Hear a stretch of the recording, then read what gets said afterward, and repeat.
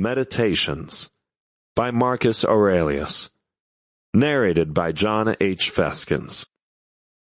Meditaciones por Marco Aurelio. Narrado por Dario Matamoros.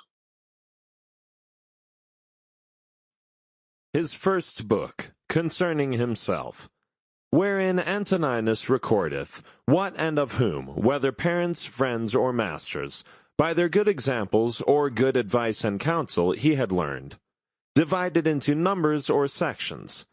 Antoninus, Book 6, number 48.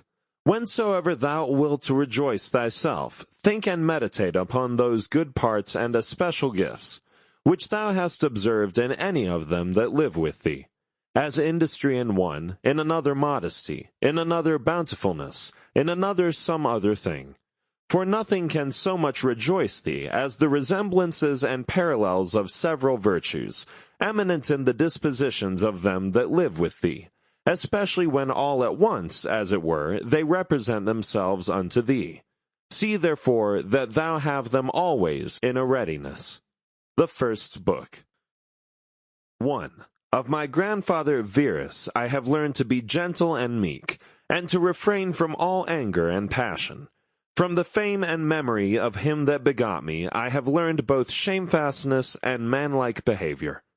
Of my mother I have learned to be religious and bountiful, and to forbear not only to do, but to intend any evil, to content myself with a spare diet, and to fly all such excess as is incidental to great wealth.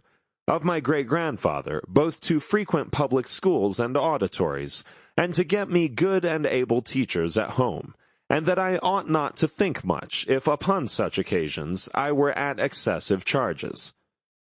2. Of him that brought me up, not to be fondly addicted to either of the two great factions of the coursers in the circus, called Prasini and Veneti, nor in the amphitheater partially to favor any of the gladiators or fencers, as either the Parmulari or the Secutores. Moreover, to endure labor, nor to need many things. When I have anything to do it myself rather than by others. Not to meddle with many businesses, and not easily to admit of any slander. 3.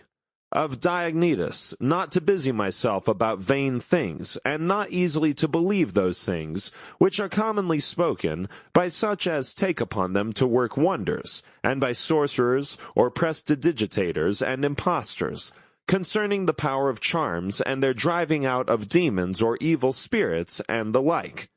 Not to keep quails for the game, nor to be mad after such things, not to be offended with other men's liberty of speech, and to apply myself unto philosophy.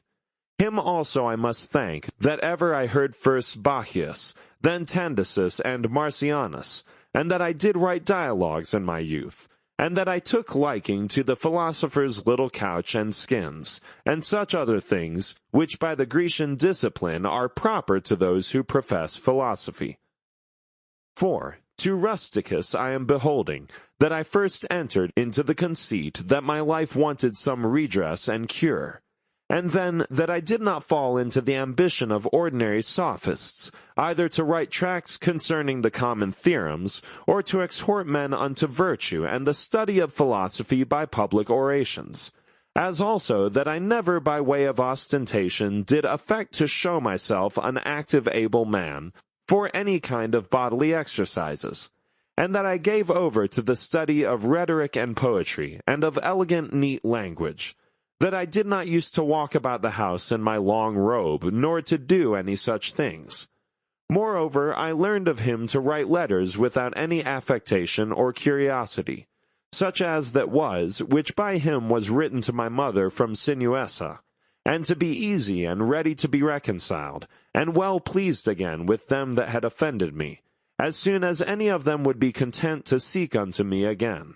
To read with diligence, not to rest satisfied with a light and superficial knowledge, nor quickly to assent to things commonly spoken of, whom also I must thank that ever I lighted upon Epictetus his Hyponemata, or moral commentaries and common factions, which also he gave me of his own.